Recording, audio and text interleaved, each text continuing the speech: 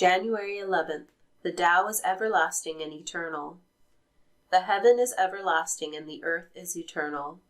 The secret for all this is that the heaven and the earth do not live for themselves. Therefore, they are living forever.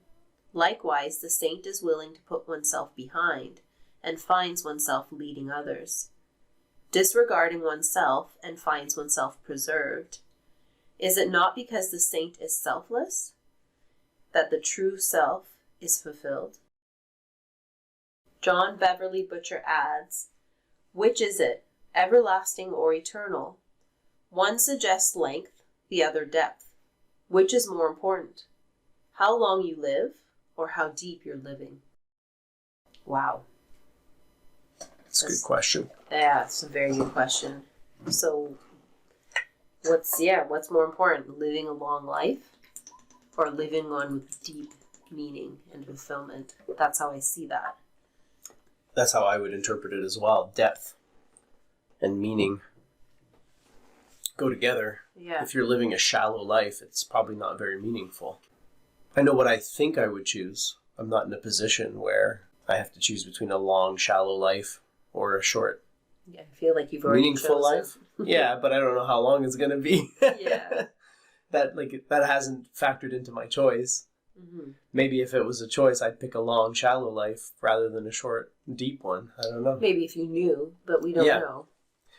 Yeah, correct. So, I don't think that's what I would choose, but... So we see the difference, everlasting or eternal. It's both. The Tao is both. The Tao is both. The Tao is both.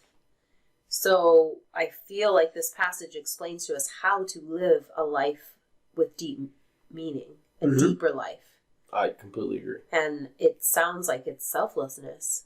And the cool part is, when you put others in front of you, you end up in first place. Yes, that's what we're told. So that's just the bonus. It's like you're going to have a deep, meaningful life, but you're also going to be at the front of the pack. You're also going to have success. Maybe not success as we understand it in the modern world. A much more meaningful type of success, I would say. And it's the same thing with disregarding oneself. You find yourself preserved.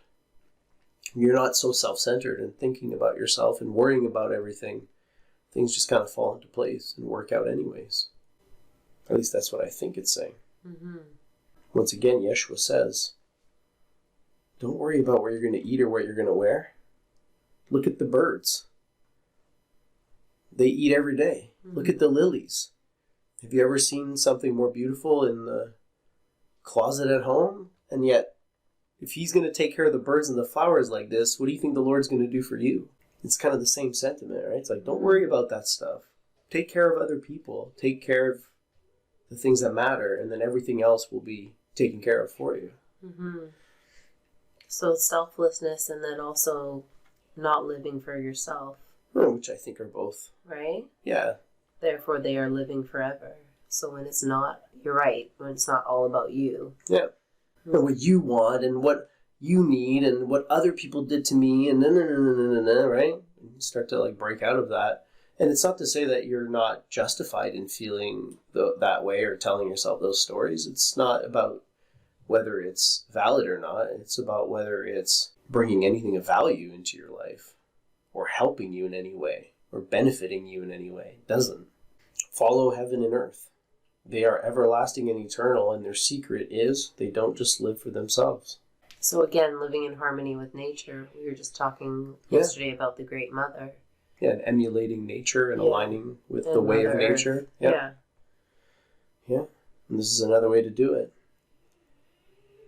Another reason why you would follow the Tao, even though it might put you on the outskirts.